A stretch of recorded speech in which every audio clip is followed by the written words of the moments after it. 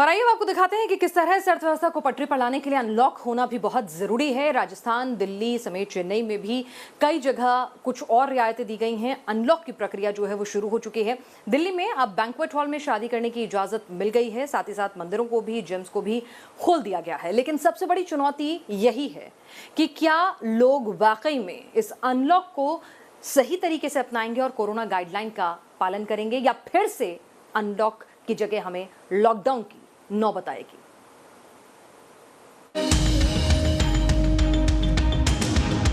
दिल्ली के करीब कोरोना का नया खतरा डेल्टा प्लस दस्तक दे चुका है, मगर करीब 3 महीने ठप पड़ा कारोबार पटरी पर आ सके, इसके लिए आज से दिल्ली सरकार ने मैरिज और बैंक्वेट हॉल के साथ होटल वालों को भी राहत दी है। गाइडलाइन के मुताबिक मैरिज हॉल, बैंक्वेट हॉल और होटल्स में शादी का आयोजन भी किया जा सकेगा, लेकिन मेहमानों की संख्या 50 ही रहेगी।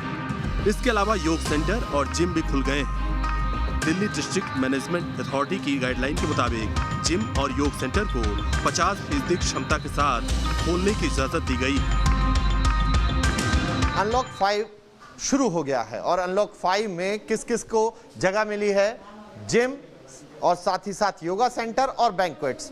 हम जिम में पहुंचे हैं जानने के लिए कि किस तरीके की व्यवस्था है। अगर हम आपको दिखाएं तो यहाँ पर हैंड सैनिटाइज के लिए सबसे पहले यहाँ पर सैनिटाइजर लगाया गया है, टचलेस, और यहाँ पर फिर उसके बाद जो है वो फीवर चेक होता है कि कैसे अगर आप आए हैं यहाँ पर तो फिर आपको फीवर तो नहीं है, ये ध्यान रखना बहुत ज़्यादा ज़रूरी है।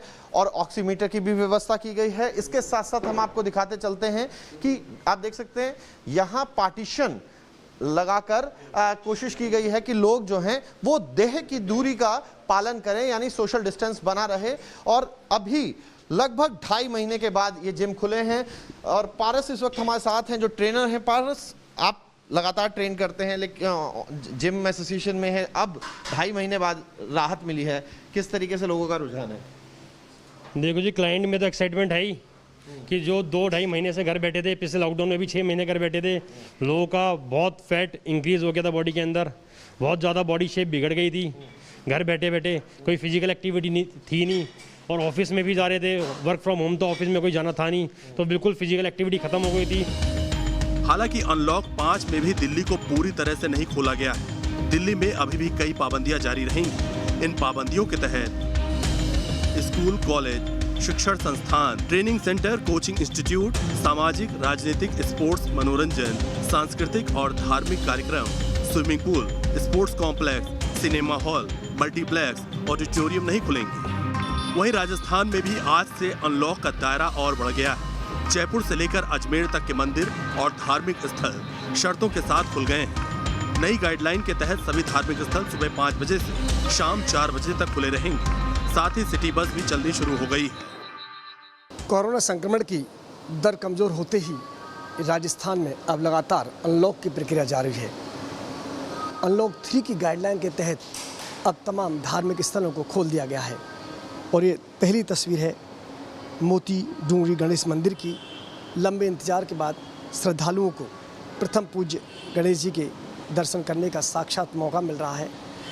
लेकिन इस दौरान जैसा ही गाइडलाइन के तहत ये निर्देश दिए गए हैं कि पूरी पालना करनी होगी गाइडलाइन की, चूँकि अभी कोरोना ख़त्म नहीं हुआ है और उसके साथ ही डेल्टा प्लस का खतरा भी तेज़ी से मंडरा रहा है। ऐसे में गाइडलाइन के तहत सोशल डिस्टेंसिंग की पालना, मास्क लगाना अनिवार्य होगा। साथ ही जो स्टाफ है मंदिर का वो 60% कम से कम वैक्सीनेट होना चाहिए, और उसके साथ ही वो भी पूरी तरह से प्रोटोकॉल की पालना करेंगे, ग्लव्स पहने हुए हैं। इसके साथ ही प्रसाद जो वितरण हो रहा है उसमें भी इस बात का पूरा ध्यान रखा जा रहा है। धार्मिक स्थलों को श्रद्धालुओं के लिए चेन्नई में भी खोल दिया गया है। चेन्नई के तिरुपति मंदिर में दर्शन के लिए श्रद्धालुओं की भीड़ लगी। तमिलनाडु में अभी भी लॉकडाउन जारी है। जुलाई 5 तक लॉकडाउन अभी भी एक्सटेंड कर दिया गया है। इस बीच में आप देख सकते हैं कि कई सारे रिलैक्सेशन दिए हैं, खासकर प्लेसेस ऑफ वर्शिप के लिए यहाँ पे रिलैक्सेशन दिए हैं। यहाँ पे देख सकते हैं कि लोग यहाँ पे आकर मंदिरों में, ईसा घर में, मस्जिद में आकर प्रेयर्स ऑफर कर रहे हैं। आप देख सकते हैं कि यहाँ पे लोगों को बैच बाय बैच यहाँ पे भेजा जा रहा है पूजा करने के लिए, क्योंकि हम कह सकते हैं कि मई 10 तारीख से लॉकडाउन यहाँ पे तमिलनाडु में जारी है और बीच में इनफैक्ट इंटेंसिफाइड लॉकडाउन्स भी देखने को मिले थे जब नंबर ऑफ केसेस कोविड-19 के बढ़ चुके थे। अब देख सकते हैं कि अब 5000 के करीब आ चुका है नंबर ऑफ डेली केसेस और इसी कारण यहाँ पे कई सारे राहतें तमिलनाडु सरकार ने दी हैं, खासकर यहाँ पे प्लेसेस ऑफ वर्शिप में आकर लोगों को पूजा करने की अनुमति दी है। इस बीच में ये कहा जा सकता है कि तमिलनाडु सरकार ने सिर्फ यही अनुमति दी है, मगर इसके अलावा सेलिब्रेशन या अर्चना या फिर कुंभाभिषेकम जो कॉन्सेक्रेशन कहते हैं वह करने की अनुमति यहाँ पे नहीं दी है। देश के कई राज्यों में जहां अनलॉक की प्रक्रिया चल रही है, वहीं कई राज्यों में वीकेंड लॉकडाउन अभी जारी है। जम्मू कश्मीर में तो डेल्टा प्लस का मामला मिलने के बाद वीकेंड लॉकडाउन लगा दिया गया है। लॉकडाउन भले ही पूरी तरह खुल जाए, लेकिन खुद सतर्क रहना ज्यादा जरूरी है। इसलिए अनलॉक के दौरान भी मास्क का इस्तेमाल करें, सोशल डिस्टेंसिंग बनाए रखें और कोरोना प्रोटोकॉल का पालन करके खुद को और अपने परिवार को संक्रमण से बचाएं। Team news nation.